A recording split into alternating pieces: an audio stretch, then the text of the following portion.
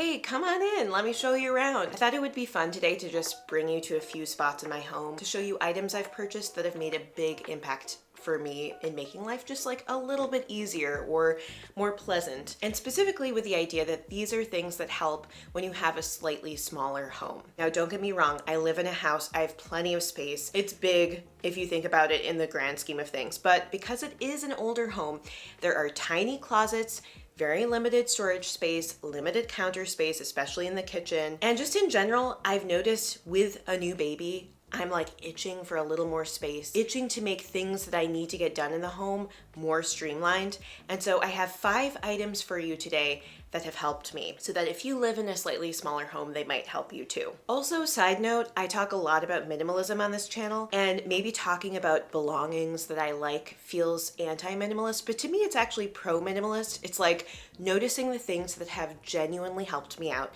that make life easier, and appreciating them and savoring them so that I'm not always wanting to buy something new. Sometimes appreciating the systems you have in place and enjoying what you have is a huge part of savoring the experience of life and not over purchasing or overbuying. But these are just some simple small home hack items.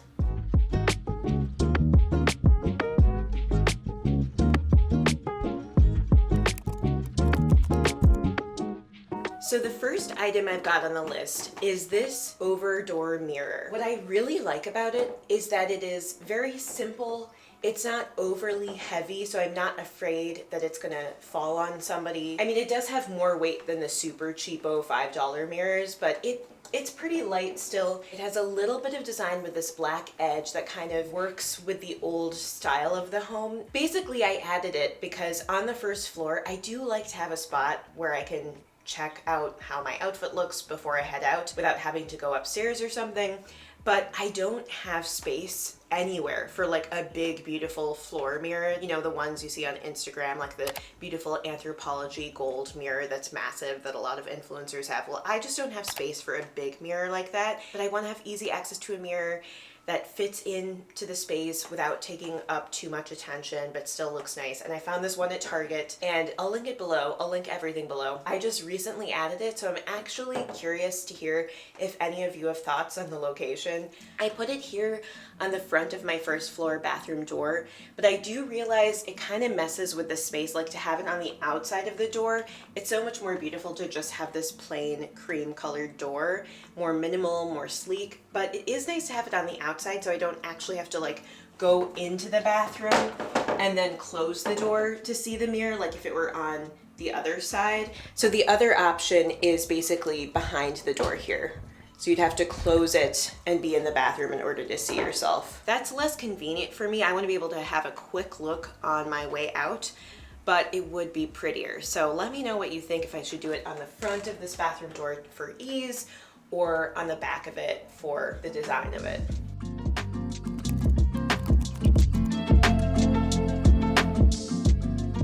Also, while we're in here, I thought I would mention the second item on my list, which is little sticky hooks. Now, my favorite are the command hooks because they're really great at being able to be taken down without damaging walls, even sheetrock walls. But really quickly, since we're here, I'll show you, I bought this sticky hook up there, and it is so easy to store her baby bath on the wall because I don't have closet space for it, but it kind of stays out of the way of the rest of the shower, which is pretty nice, as you can see. Similarly, another hook hack are these hooks that go over the top of the glass. They're only so wide, so you have to have glass as opposed to something else, but as you can see, it's just another spot to be able to hook a towel or something, since there aren't really towel racks in this room.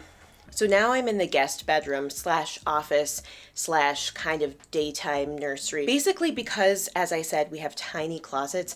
Sometimes living in Minnesota, I just don't have the space for all the big puff coats that guests bring, that I have for taking out the dog or for, you know, different weather here because it changes so much. So again, I love the command hooks. So this is the ideal hook I'm talking about. I added these because it's super cheap, super easy, to the back of this door. And they're just command hooks. It's sticky. I put it on the back of the closet door, which usually is just dead space. Nothing's getting stored there. And it's super easy to be able to just throw a coat there. You'll see I have another hook on the back of this one. There's a coat right there. I think just with basically no closet space, sometimes you have to make do. Now, is it that pretty all the time to have these coats? No, but I picked strategic spots to put the hooks kind of out of the way, and honestly, it's made life a lot easier. We're way more likely to also hang up our coats as opposed to just leaving them on the couch or on the dining room table. Definitely a little hack for small closet people who live in cold climates.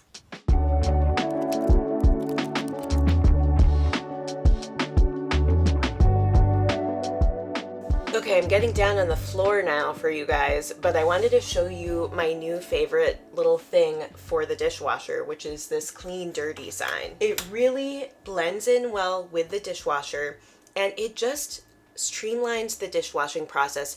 And heck, it helps it be more of a group effort. Sometimes my husband doesn't know when to unload it or when to put dishes in. So then who has to deal with it? Me. So what's nice about this is it's a way of communicating, distributing labor more widely. If it says clean, you know it's clean. If it says dirty, you can put your dishes in, and it just makes life a lot easier. Now, I will admit the one negative of this item is that you do have to remember to switch it. But after you kind of train yourself, I'm good about it like 90% of the time, so it's really helpful. And I like this one in particular because it's affordable and it blends right into the space.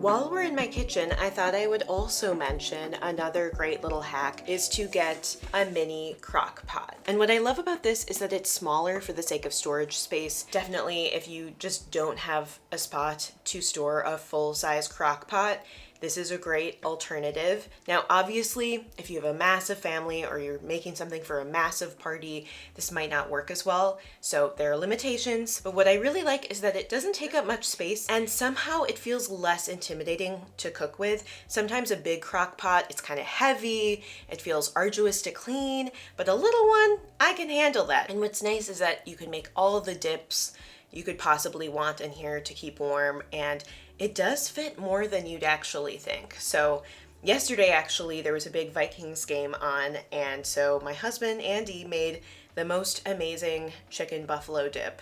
That's his little specialty. We don't do it that often, but when we do, it is divine. But seriously, it's a nice thing to have for parties and get-togethers and for your family.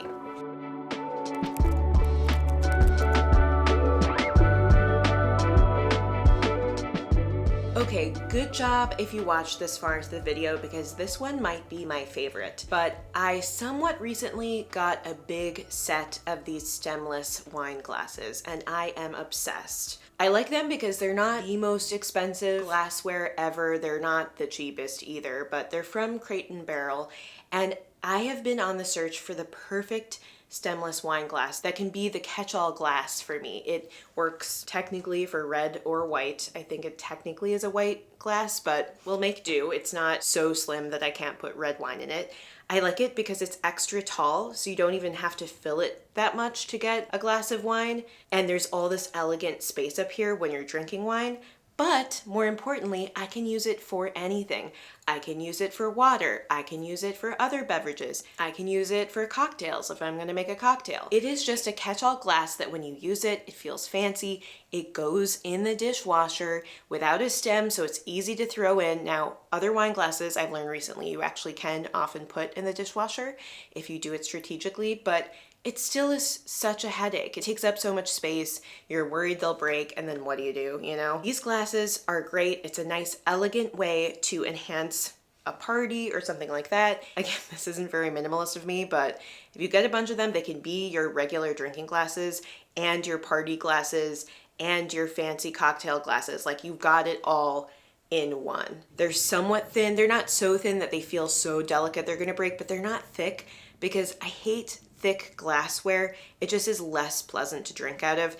I think it's the perfect thin but stable glass, if that makes sense. And part of the reason why I'm putting it in this video to work with a smaller space is that it has less height space for storage so that you can put more shelves in your cupboards. That helps if you have a small kitchen. And then also they're not super wide so you can fit a bunch of them, and they're kind of a catch-all glass so you don't have to have both wine glasses and water glasses. You could really just have all in one.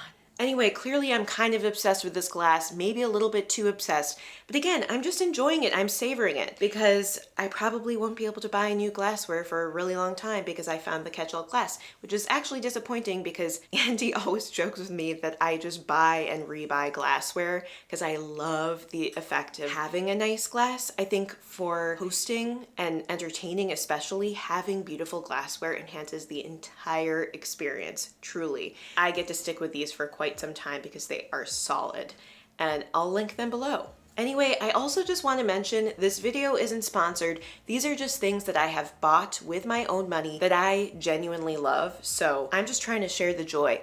And even if you don't want any of these things, which is great, you know, don't get it if you don't need it or you don't want it. But I'd encourage you to go around your house and kind of notice the things that you already have that you love, because I do think that thinking through that as an exercise gets me more content with what I already have and reduces the likelihood that I will go out and shop more. So this video isn't about convincing you necessarily to buy these things. Don't feel that pressure if you're on the fence. If it fills a need for you, go for it.